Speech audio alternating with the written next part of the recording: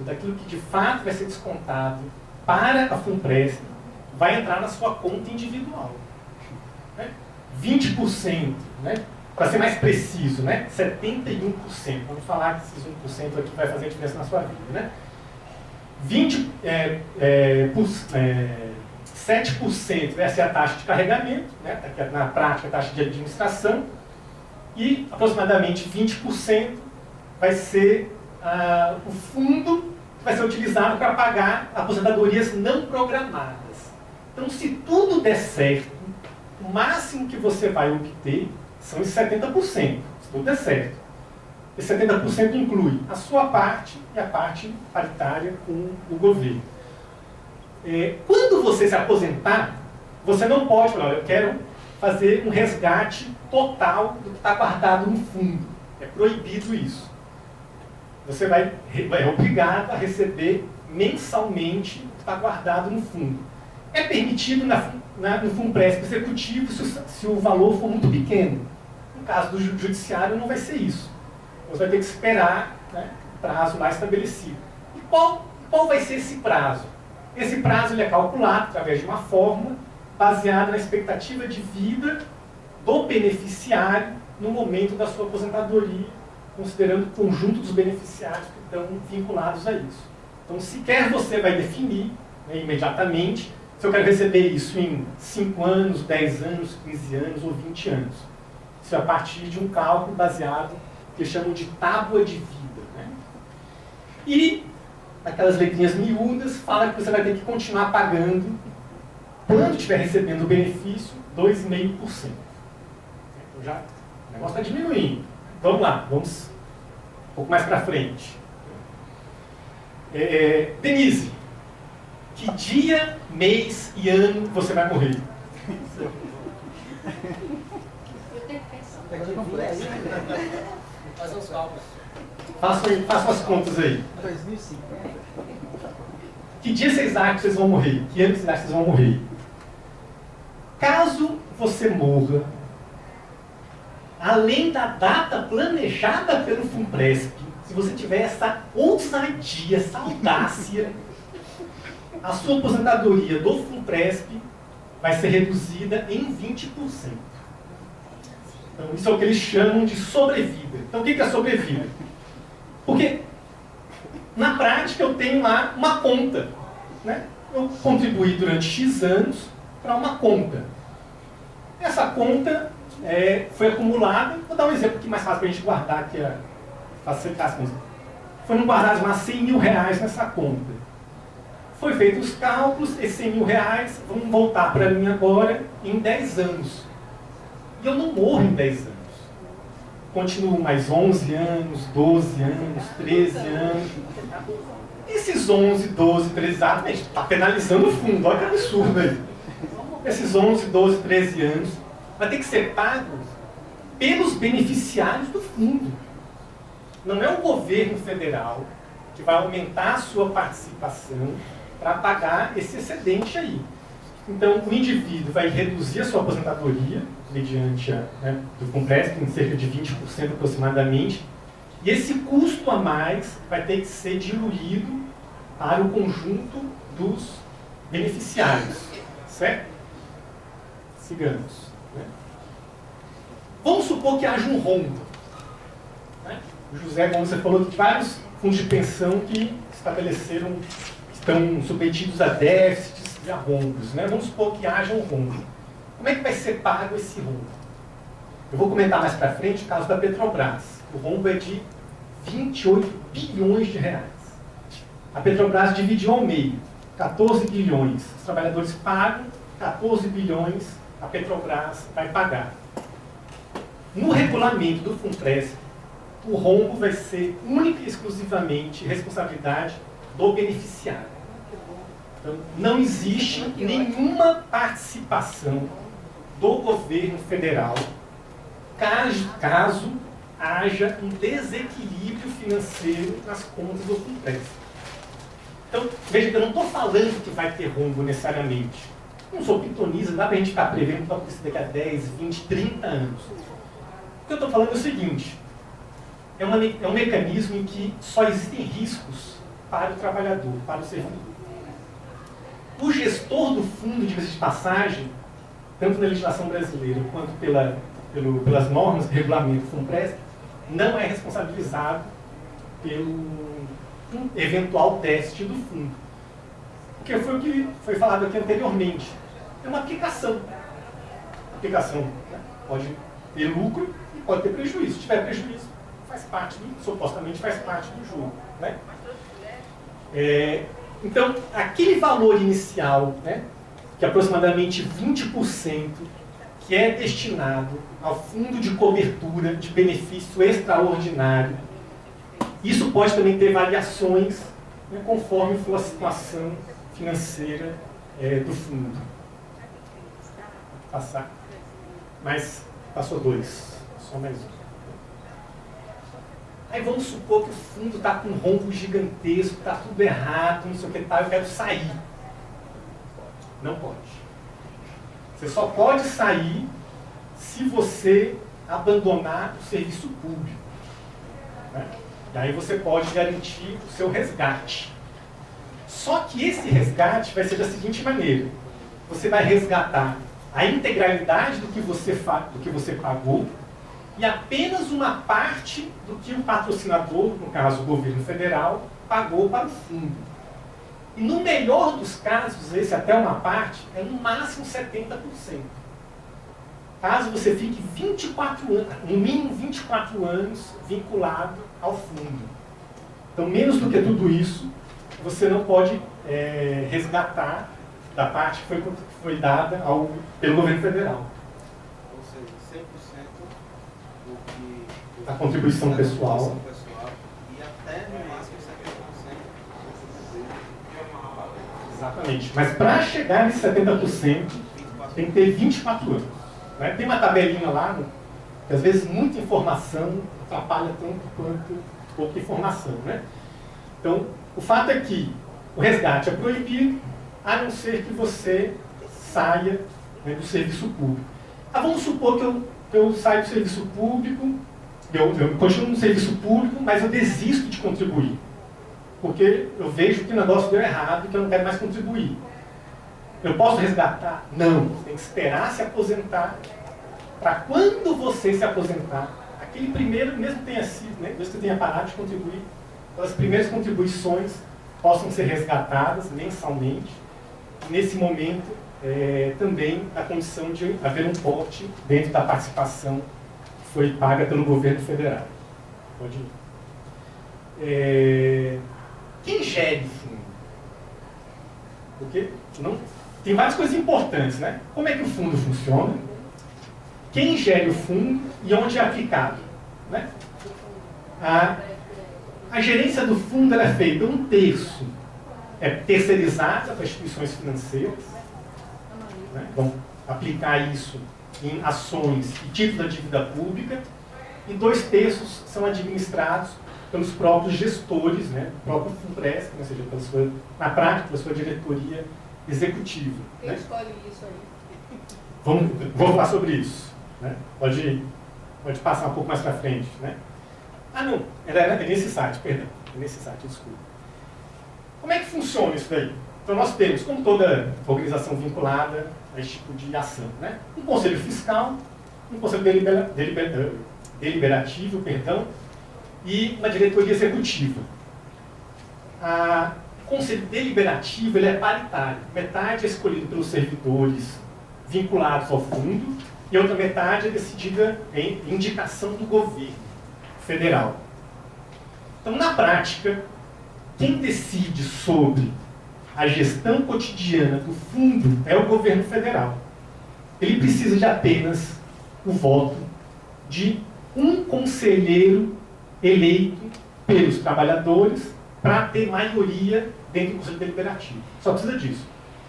Então, né, eu indico a metade e se eu tiver acesso a mais um voto só, que é muito fácil, um bando de gente que está doida para poder fazer as graças do governo, eu vou conseguir ter autonomia total para a gestão desse fundo. O Conselho Deliberativo escolhe o seu seus diretores, né? Particularmente seu diretor executivo, seu presidente. Vai variar para cada fundo aí, né? Depois eu vou comentar um pouco mais para isso. Então, na prática, quem gere o fundo, praticamente sem nenhuma interferência, é o governo federal. Quem fiscaliza o fundo? É uma organização indicada pelo governo federal. Então, o governo federal monta o fundo, gera o fundo e fiscaliza o fundo. Só que ele não é responsável se o negócio der errado. Porque se houver perda, ele não vai ter nenhuma participação na responsabilidade da manutenção desse rombo, né? Esses dados aqui eu tentei checar, porque está difícil saber exatamente dados de 2018, né, esses dados mais atualizados, né, em relação à porcentagem dos servidores públicos, né. Eu dei uma checada aqui, o site da Funpresp Jude, que hoje de manhã está fora do ar, né, mas sem teoria da conspiração, é só um adendo aqui, viu? Indicava que na Justiça Trabalhista nós temos 3.400 servidores que aderiram ao Funpresp. Na eleitoral, 1.300, vamos arredondar, na federal, 1.600, 1.570. Os dados não batem porque é o seguinte, na hora que a Funpresp Jude informa a totalidade, ele fala que são cerca de 10 mil. Mas se você, né, vai somar aqui, não chega nem a 7. Né? Mas enfim, vamos supor que seja um erro meu. Né? E no caso, o site da Funpresp Jude esteja correto. Ainda assim, isso significa em torno de aproximadamente 10% dos servidores do judiciário. Né? É muito pouco. E esse 10% se dá principalmente em função dos servidores que ingressaram após 2013, ou seja, após a constituição do fundo. Se você pegar só aqueles que são antes de 2013, seguramente isso é muito menor. Né? Podemos passar? Esses dados aqui são de 2016, que foram os dados mais confiáveis que eu achei, que é o relatório do CNJ. Pode passar. Eu vou ser bem rápido, 5 minutinhos, só para contextualizar um pouco uma avaliação política sobre o Funpresp. O destino do Funpresp está muito mais associado, né, à situação política do país do que se você vai contribuir R$500, R$600, R$2.000. Como não dá para a gente estar prevendo o futuro, né, vai ter rombo, não vai ter rombo, e ficar fazendo aqui, né, um discurso do terror, né, o que é importante a gente identificar? Qual que é o papel que os fundos de pensão têm cumprido no Brasil atualmente e a situação de alguns desses fundos de pensão, pelo menos esses mais importantes. Né? Então, historicamente, os fundos de pensão têm servido no país para garantir financiamento a juros muito baixos para o grande capital ou grandes incentivos também financeiros na compra de ações também para esse grande capital. Então, os fundos de pensão, eles tiveram dois papéis nesses últimos anos aí. Durante o governo Fernando Henrique, os fundos de pensão das empresas estatais funcionaram para auxiliar na política de privatização das próprias estatais. Então, quase todos os fundos de pensão foram, né, dedicados a isso, junto com o BNDES.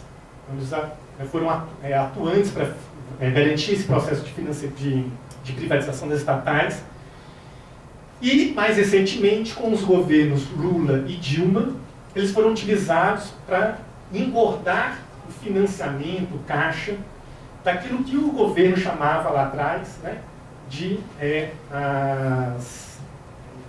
as grandes... Como é que não? Tinha um nome. Grandes campeãs. As grandes campeãs, exatamente. As grandes campeãs. Não eram empresas estatais, eram empresas privadas que tinham um tratamento especial por parte do governo. Alguma dessas grandes campeãs, as empresas do Eike Batista. O cara que sai quase do zero, se transforma a figura mais rica do mundo. Não vou lembrar agora exatamente o ano que ele conseguiu chegar nesse topo aí. Grande parte disso se deu através de movimentações do BNDES e dos fundos de pensão que compraram papéis dessas empresas. E hoje todas elas faliram. Né? OGX, não sei o que, GX, etc. Outra empresa das grandes campeãs, a JBS. A JBS foi também dentro desse mesmo bar. Mas na terceira empresa, aquela que o Abílio Diniz está... BR Foods, né? Que é a Sadia com a Perdigão. Né?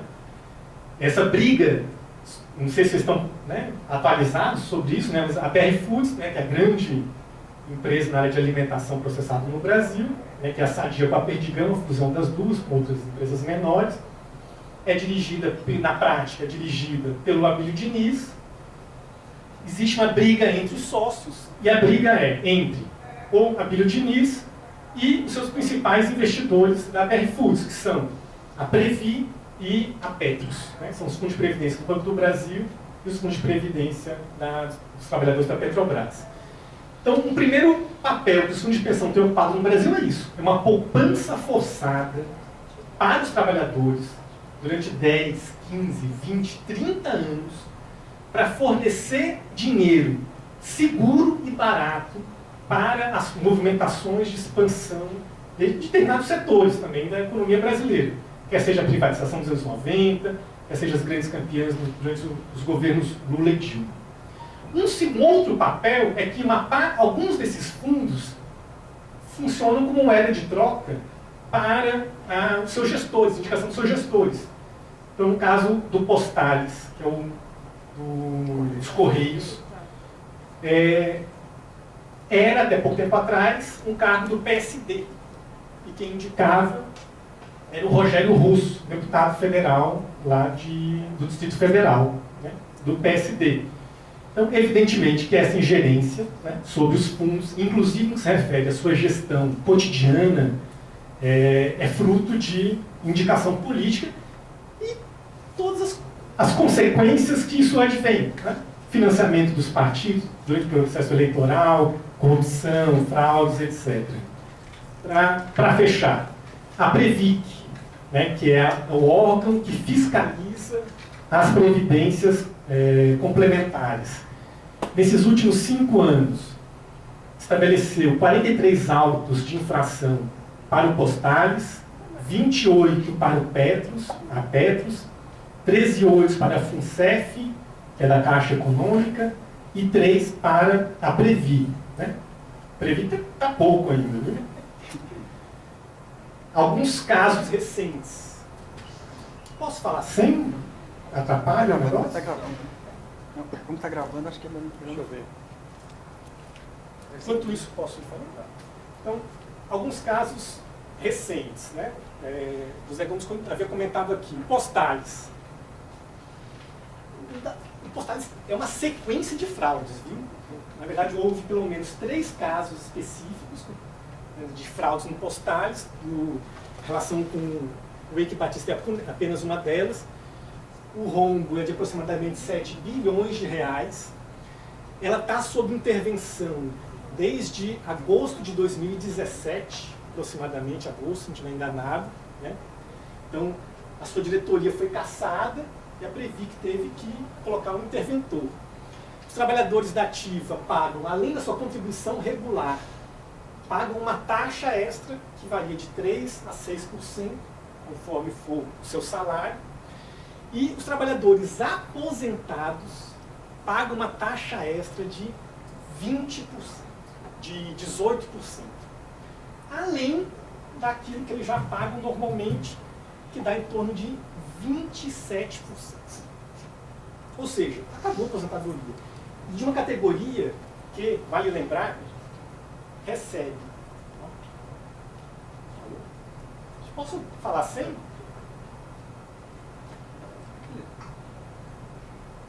De uma categoria que geralmente recebe de 1 a 2 salários mínimos. Esse é o valor, né, dos salários da maior parte dos trabalhadores da ativa dos Correios. Em geral, não passa de 2 salários mínimos. Tem que bater aqui. Da Petros. Aí, olha, eu não consigo entender. Como é que é possível? Obrigado. Eles conseguiram. Está funcionando? Está funcionando? Ah, então tá bom. Eles conseguiram fazer um rombo de 28 bilhões de reais. É que a gente fala, em tempos de lava-jato, às vezes a gente vai falando dos números, as coisas não, né, podem parecer pequeno e tal. Não tem nenhuma empresa envolvida na lava-jato em que o acordo que ela fez de leniência, ou seja, aquilo que a empresa, quanto pessoa jurídica, tem que pagar de volta para o Estado, não tem nenhuma empresa da lava-jato em que o acordo de leniência chegue a 10 bilhões de reais. Nenhuma. A Odebrecht está se virando aí para pagar 5 bilhões de reais. O rombo da Petros é de 28 bilhões de reais. Desses 28 bilhões de reais, 14 bilhões vai ter que ser assumido pelos trabalhadores, tanto da ativa quanto dos aposentados. Deem depois um Google, né, porque isso, evidentemente que isso varia muito para cada caso, mas aí nos casos específicos, você tem lá a figura que contribuía com um pouco menos de R$1.000, agora está contribuindo mais de R$3.000 em função desse rombo. Né? Então, por fim, previdência complementar não é previdência. É um título de capitalização de altíssimo risco. Altíssimo risco. O governo não sabe nem qual vai ser o preço da gasolina daqui a 5 dias. Imagina qual vai ser o funcionamento do Funpresp daqui a 10, 15, 20 ou 30 anos. E veja, se a gente já está aqui lutando para que não mudem a previdência social, que exige uma mudança na Constituição para que ela seja alterada, para que uma previdência complementar seja alterada, respeitando a legislação vigente, basta uma reunião do Conselho Deliberativo. Vamos fazer aqui uma reunião, existe um déficit de tal tamanho, porque foi assim que aconteceu no caso da Petros. Vamos fazer uma reunião do Conselho Deliberativo, aprova essa reunião pelo Conselho Deliberativo, pronto. Esses valores que foram feitos, que foram repassados, já estão sendo aplicados desde março. E agora todo mundo está brigando na Justiça para ver se consegue reverter. Alguns casos foram revertidos, outros não. Os casos individuais, alguns foram revertidos. Os casos coletivos não foram revertidos nenhum, né, até agora. Pode passar. Então, não é previdência, é um tipo de capitalização. Né? O governo federal não tem nenhuma responsabilidade pela gestão financeira do fundo, caso haja algum déficit. Né? E terceiro, só é viável financeiramente o Funpresp se ele reduzir benefícios. Então é um negócio. Ele falou assim, bom, mas eu posso ganhar se meus investimentos forem vantajosos, eu tiver lucro. Vocês conhecem alguém que tem lucro durante 30 anos? Porque, veja, para que o negócio seja de fato viável, você tem que levar em consideração que todos os investimentos que o fundo fez, todos deem certo durante 10, 15, 20, 30 anos. Eu não preciso falar que alguma coisa vai dar errado. A gente está vivendo nesses últimos anos um período de forte instabilidade internacional, não só no Brasil. Estabilidade financeira, estabilidade econômica, estabilidade política. A relação do Funpresp, a saúde do Funpresp está intimamente relacionada a isso. Pessoas, o Funpresp é a uberização da Previdência. O que significa a uberização da Previdência? Esquece a relação do cliente, né, do usuário com o motorista. Pensa na relação do motorista com os donos de aplicativo, que são, diga-se de passagem, grandes fundos de investimento. O que os donos do aplicativo, o Uber, falam para o motorista? Entre com os custos da produção, compre o carro, pague a gasolina, faça a revisão do carro, entre com todos os custos e me dê 20% do que você conseguir de volta. Entre com todos os riscos. Então, a gente está vivendo um cenário em que o capital está cada vez mais livre e terceirizando os riscos para a pessoa, para o trabalhador. Nessa liberdade do capital, ele exige de nós um contrato que é irrevogável, irretratável. Você não pode se arrepender em hipótese nenhuma. Essa liberdade do capital, né, a possibilidade do capital fazer tudo isso, somado, né, aos grandes partidos políticos que o Brasil tem. E quem vai gerir, mais cedo ou mais tarde, quem vai gerir o FUNPRESP é o PMDB, é o DEM, é o PSDB, é o PT, que virou dublê de fundo de pensão.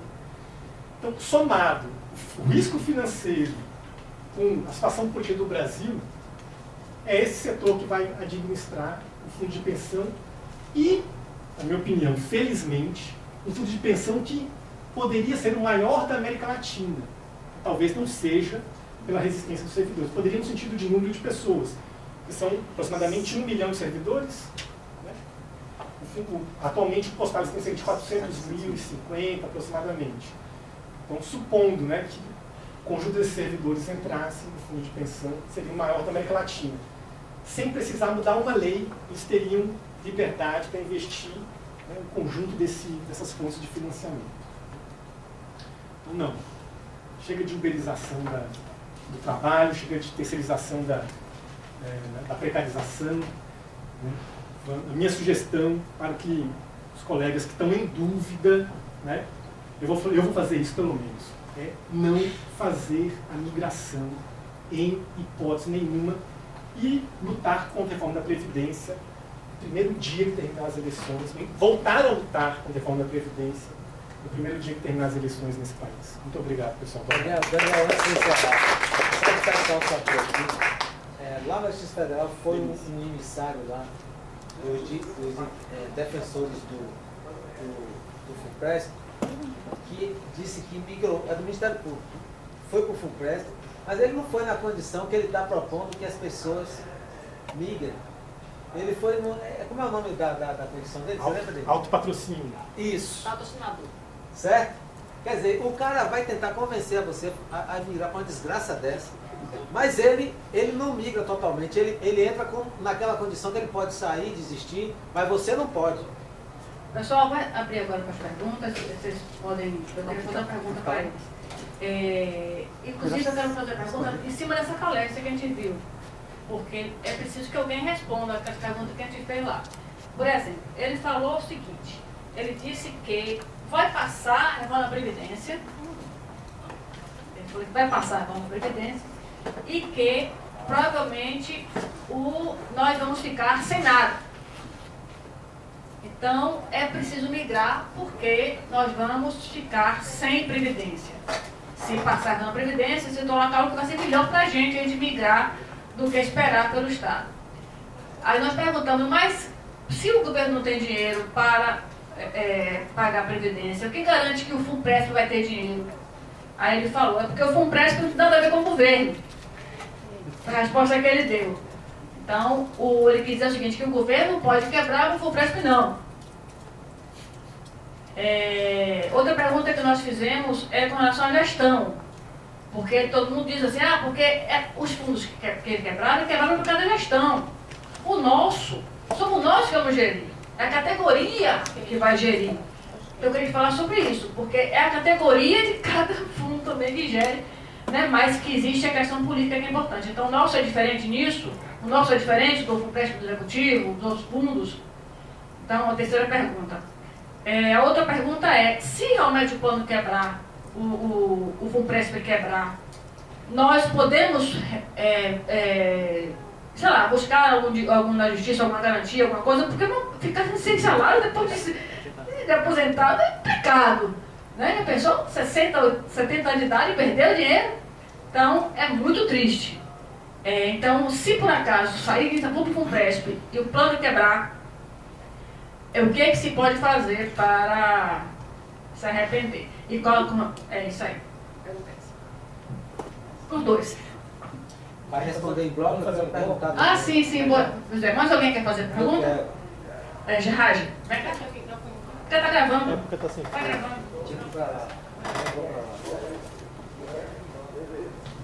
Como eu cheguei mais tarde, eu não sei se algum de vocês falou sobre a experiência do Chile, né? Eu queria um pouco mais de explanação, saber qual é o futuro dessa previdência particular no Chile. O que é que se vê para o futuro e se esse futuro no Chile também chegaria aqui. Seu nome? Agora sou eu. Aí Vem vai. aqui, vou lá pra frente. Dorival. Pessoal, em 2014, se eu não me engano, o CNJ mandou uma emissária dele aqui em Salvador, para promover um curso sobre FUNPRESP. Eu e o coordenador Francisco Filho participamos desse curso, e o que mais me causou estranheza e preocupação foi o fato, exatamente, que foi abordado aqui, como é o seu nome? Menezes, José Menezes. José Menezes, e Daniel também tocou no assunto, que é a questão da contribuição definida e benefício indefinido. Eu vou citar um exemplo para vocês. Em 73, agosto de 73, eu entrei na Marinha. E nesse mesmo ano eu fui assediado para fazer o CAPEM, o Fundo CAPEM. Alguém aqui conhece? Graças a Deus que eu não entrei naquela desgraça. Porque teve colega meu da Marinha que se aposentou em mais ou menos 98, e quando foi ver o benefício, dava menos de 20 centavos. Eu estou falando sério, não estou exagerando não. Dava menos de 20 centavos. A outra questão que o Daniel colocou aqui é que o governo não assume nenhuma responsabilidade se o fundo quebrar, não é isso? Mas quem é que escolhe o gestor? O FUNPRESP-JUDE, alguém aqui que está na condição de obrigatoriedade de estar no FUNPRESP-JUDE, escolheu Amarildo para ser o gestor do FUNPRESP? Alguém aqui escolheu Amarildo? Alguém sabe o que é Amarildo? Não tenho nada contra Amarildo não, pelo amor de Deus. Ele foi o diretor-geral do STF, foi diretor de pessoal do STF, mas ele foi escolhido para compor o Conselho Deliberativo. Por quem? Pelos servidores não foi. Com certeza foi por influência partidária, político-partidária, né? Então são questões como essas que fazem com que não sirvamos de bode expiatório para dar garantia para um fundo que está começando e depois você se ferrar.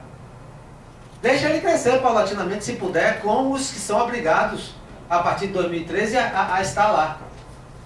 Mas não vamos botar nós que não somos obrigados, nenhum centavo, nada, contribuir com nada. O máximo que você pode fazer é uma contribuição naquela condição de autopatrocinador, que você não tem responsabilidade nenhuma, a não ser correr o risco de perder o que você vai botar lá durante um período. Como você faz na Caixa Econômica, no Banco do Brasil. Mas não vá nessa, o meu conselho, não vá nessa situação. Por isso aí os patrocinadores, os debatedores podem também colocar. Eu não preciso falar mais sobre a dívida pública, porque os colegas aqui já falaram do problema da dívida pública. Eu, Denise, aqui na Bahia, somos pioneiros no debate sobre dívida pública. Eu sou um dos coordenadores aqui do núcleo da auditoria aqui da Bahia. Então está muito claro, o Fato Aurélio tem batido muito, tem dito o que é que precisa fazer para resolver o problema do país. Auditoria da dívida pública. Infelizmente, a nossa categoria, ela não acordou para essa realidade no momento que a gente tentou advertir. Muita gente achou que isso não era problema de servidores públicos. Mas é. Porque a Justiça do Trabalho sofreu uma reforma que pode levar ela à sua extinção para cortar gastos que vão diretamente alimentar o sistema da dívida. É essa a relação. Por isso, tem tudo a ver conosco. Kátia.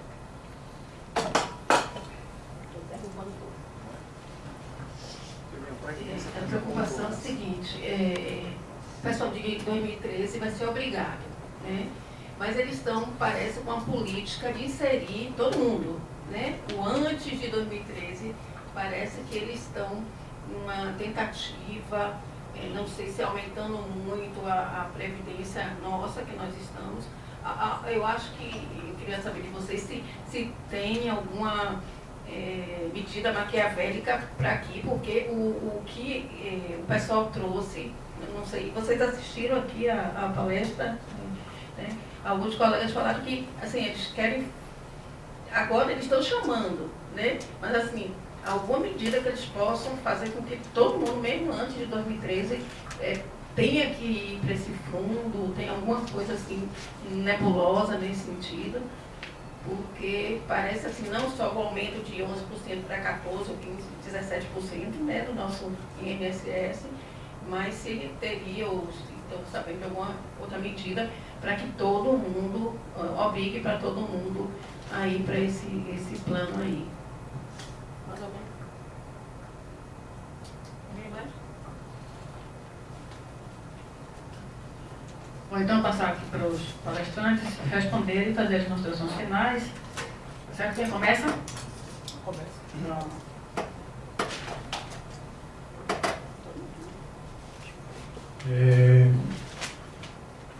Quem são os gestores? Né? Os gestores são, rapidamente que eu falei, os gestores são definidos através de indicação do governo federal. Então, a metade dos membros do Conselho Deliberativo é indicado, no caso, se a gente for pegar o caso de hoje, né, pelo Michel Temer. A metade é indicada pelo Michel Temer. E a outra metade é eleita entre os vinculados ao FUNPRESP. Então, as pessoas vão se candidatar, né, na Petros, isso mobiliza a Petrobras. Né? Então, as pessoas se candidatam, tem chapa, eleição, etc, etc. Você vai votar naquelas figuras lá. E esse Conselho Deliberativo escolhe a direção executiva do fundo. Né? Os seus diretores, né, a sua presidência na prática, tal, é fruto da escolha do Conselho Deliberativo. Na prática, quem vai definir isso é o governo federal. Né? Já como eu falei, basta um voto daqueles que foram eleitos dentro da categoria para que o governo federal tenha maioria no Conselho Deliberativo. Isso define toda a gestão do fundo.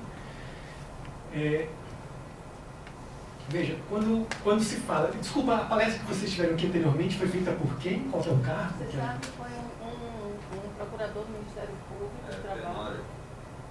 Mas ele é já vinculado ao FUNPRESP ou ele é só vinculado ao órgão? Da Procuradoria da República, ele migrou, mas não aderiu ao FUNPRESP.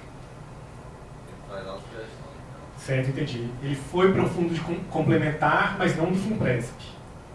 Ele está fazendo investimento em ações e tal, mas não entrou no FUNPRESP. Isso, exatamente. Certo? Ok, entendi. Porque tem essa possibilidade, né? Ou seja, você abre mão daquilo que você abre mão do vínculo, né? Com um regime próprio. Então, aquilo que excede o teto, você não necessariamente precisa estar vinculado ao FUNPRESP. Você pode vincular isso a um outro regime, só que aí não tem a contrapartida, né? Por parte do governo. Então, veja, o governo não tem nada a ver com o FUNPRESP. Né? O governo não tem nada a ver com o FUNPRESP na hora de dividir os riscos. De fato, isso não tem nada a ver. Agora, na hora de gerir, fiscalizar e garantir a sua remuneração, tem tudo a ver. Então, a única coisa que o governo se desvincula do fundo, o fundo tem tudo a ver com o governo. A única coisa que o fundo se desvincula do governo é caso haja um déficit nas contas do FUNPRESP. Aí, de fato, ele não tem nada a ver. Qual a alternativa se quebrar? Você pode entrar na justiça. Né? Ok. Gilmar Mendes, não sei se vocês acompanharam, libertou, antes de ontem, uma das pessoas envolvidas no rombo do Postales. Agora, vamos supor que não tivesse libertado. O cara continuasse preso. O rombo já foi feito. Você acha que a prisão do gestor do fundo vai viabilizar que os 7 bilhões do rombo do Postales deixe de existir? Na prática, no caso específico do Postales, a justiça está querendo obrigar obrigar um banco de investimentos americano a comprar os papéis que ele vendeu para o Postales, e que foram papéis que deram grande prejuízo dentro dessas várias falcatruas que o Postales vivenciou.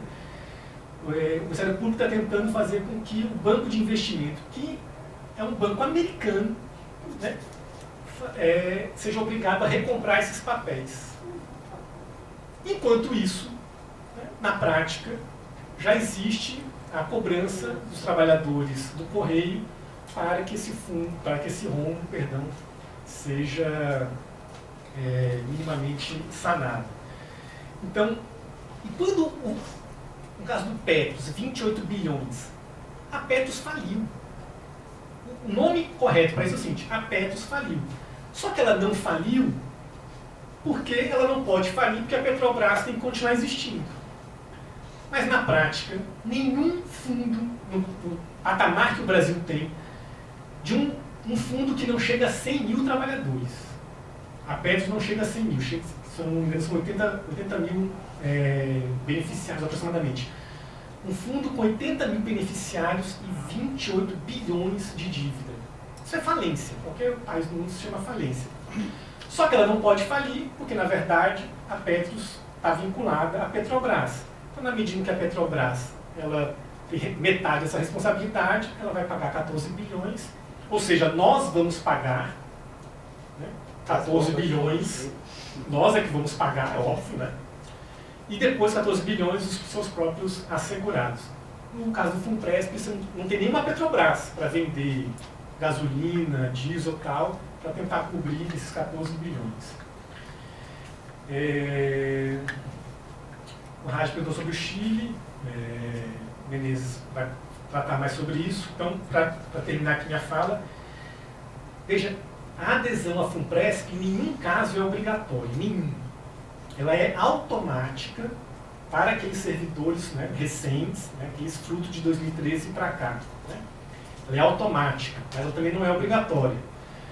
Num primeiro momento não era automática, não havia nenhuma adesão, o governo estabeleceu essa pegadinha, né, obrigar fazer isso de modo automático, mas o indivíduo pode desistir em até 90 dias. Se ele não desistir depois de 90 dias, aí de fato não pode mais voltar atrás.